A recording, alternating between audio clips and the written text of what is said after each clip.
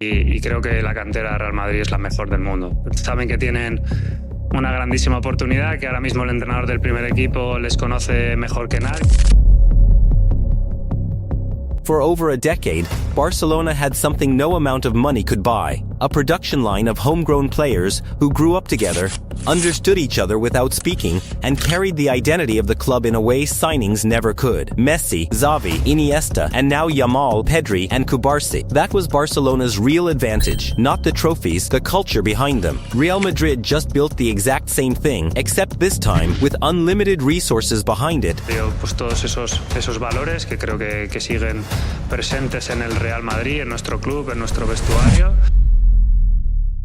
It did not happen the way anyone expected. Real Madrid brought in Xabi Alonso to modernize the club, and within months, the dressing room was reportedly fractured. Senior players were confronting teenagers over professionalism, and Los Blancos looked like a club that had lost its identity entirely. Alonso was gone before the season even finished, replaced by a coach nobody saw coming: a former Real Madrid academy manager named Alvaro Arbeloa. And what Arbeloa did next should genuinely terrify Barcelona. In less than 9 weeks, he benched superstars, called up 5 teenagers for a knockout cup tie, and triggered the biggest wave of academy debuts Real Madrid has produced in living memory. Real Madrid is now outpacing Barcelona itself in homegrown players reaching the first team this season. Except this version still has Mbappe, Bellingham, and Vinicius waiting on the bench. So here is exactly how Real Madrid quietly built Barcelona's greatest weapon, and why this should worry every Barcelona fan watching. Before we get into it, drop a like and comment down below if you think this Real Madrid Academy wave is actually more dangerous than their star signings, and make sure you are subscribed,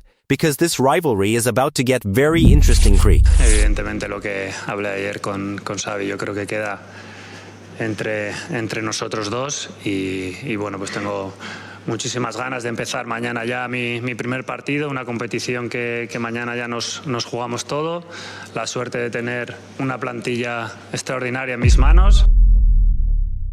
Let's actually rewind and understand why this matters so much. For most of the last 15 years, Barcelona's biggest strength was never really about money. During their most dominant stretch, the entire spine of the team, Messi, Xavi, Iniesta, Busquets, Piqué, all came through the same academy, La Masia, playing together since they were children. That connection showed up on the pitch in a way no transfer window could replicate. Even during Barcelona's darkest financial years, when they could barely register new signings, that academy pipeline kept producing world-class players almost for free. And it became the one advantage even Real Madrid, with all their spending power, could never fully copy. Real Madrid's model was always the opposite: buy the best player in the world, then buy the next best player in the world, and build a team of superstars rather than a team that grew up together. It worked spectacularly for over a decade. And when senior leadership like Modric and Kroos finally left, there was nobody left who had grown up inside the club to fill that void. Real Madrid brought in Xabi Alonso with huge expectations, hoping he could modernize the club the same way he had done at Bayer Leverkusen. But almost immediately, cracks started showing. Reports from inside the club described a dressing room split in opinion, with senior players privately unconvinced about his methods and his personal approach not sitting well with a significant part of the squad. Real Madrid slipped from the top of the table, drew 3 league games in a row, and lost their captain Dani Carvajal to injury, while the leadership vacuum left by Modric and Kroos's departure became more obvious with every difficult result. Karim Benzema publicly commented on the lack of leadership in the dressing room, and the tension only grew from there. The breaking point came at the Spanish Super Cup final in January 2026, where Real Madrid lost to their fiercest rivals, Barcelona. Less than 24 hours later, the club announced Alonso was gone, just over 7 months into the job. It was described as a mutual decision, but the timing made the message clear. Losing to Barcelona in a final was the moment Real Madrid decided enough was enough, and ironically, that exact loss to Barcelona is what set the next chapter of this story into motion.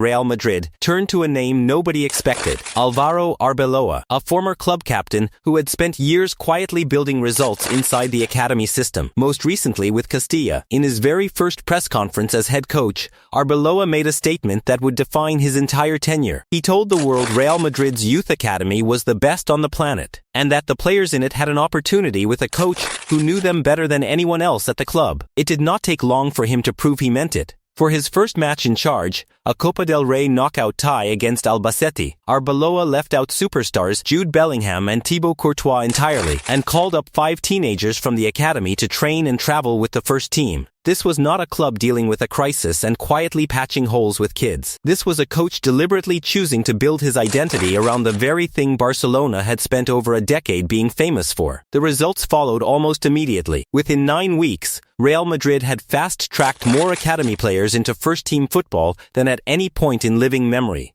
Thiago Pitarch became the club's youngest ever player to start twice in a Champions League knockout tie. Players like Jorge Sestero, Diego Aguado, Manuel Angel, and David Jimenez all made their debuts under Arbeloa, several of them contributing directly to results against elite opposition like Manchester City. By March 2026, Real Madrid was leading La Liga in academy debuts for the entire season.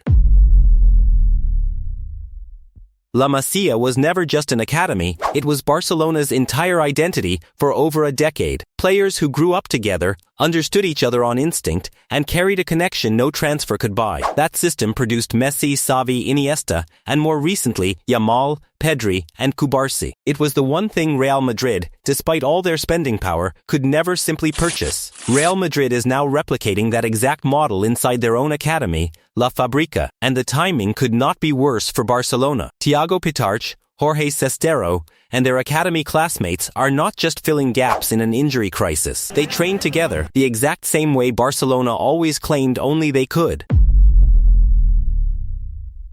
When Barcelona built their academy dynasty, they were often doing it out of necessity. Financial crisis after financial crisis forced the club to lean on homegrown talent because they simply could not afford to buy their way out of trouble. Real Madrid does not have that problem. While Arbeloa fast-tracks teenagers into the first team, the club still has Kylian Mbappe, who recently scored his 400th career goal, sitting in the same squad. Jude Bellingham, Vinicius Jr., Arda Güler, and Eduardo Camavinga are all still there too. Real Madrid did not have to sacrifice one identity to build the other. They are running both systems at full strength, at the exact same time. A generational wave of homegrown academy talent developing inside a squad that also happens to contain some of the most expensive and talented players on the planet. Barcelona had to choose between star power and academy development because their finances demanded it. Real Madrid never had to choose anything. They simply added the one thing they were missing onto everything they already had. For over a decade, whenever Barcelona and Real Madrid fans argued about which club had the better model, Barcelona always had one unanswerable point. Real Madrid could buy trophies, but they could never buy what La Masia produced. That argument is no longer as simple as it used to be. For a rivalry that has always been defined by contrast, one club built on stars, the other built on its own academy. That line is starting to blur, and it is blurring in Real Madrid's favor. In August 2026, reports confirmed that Barcelona is now adopting Real Madrid's own transfer strategy for their academy players. For years, Barcelona kept losing talents like Jordi Alba and Dani Olmo for cheap, only to repurchase them later at massively inflated prices.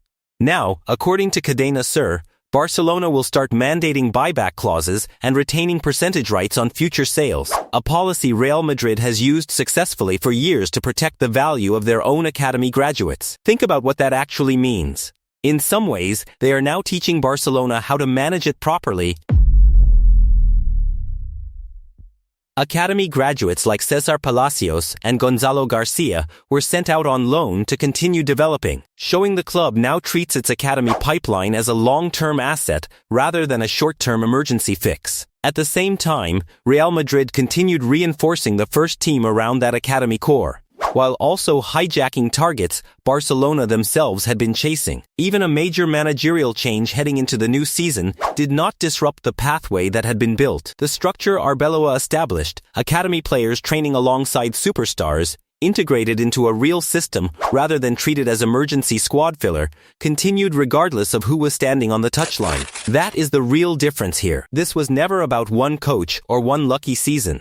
Real Madrid built something structural, and structural things do not disappear when circumstances change, so let's actually sit with what just happened here. For over a decade, Barcelona's biggest weapon was never their spending power, it was something money genuinely could not buy. A generation of players who grew up together, understood each other instinctively, and carried the club's identity in a way no transfer ever could. Real Madrid just built that exact same weapon inside their own academy, faster than anyone expected, and they did it without giving up a single thing that already made them dangerous. They still have Mbappe, they still have Bellingham, they still have Vinicius, and now, on top of all of that, they have a genuine pipeline of homegrown talent good enough to start in Champions League knockout football as teenagers, with more money behind it than they have ever had to compete with. If you made it this far, let me know in the comments if you think Barcelona can actually compete this long term, or if Real Madrid just found the one advantage that was supposed to be permanently out of their reach. Drop a like if this changed how you see the rivalry going forward, and subscribe because we are going to be tracking exactly how far this academy generation goes.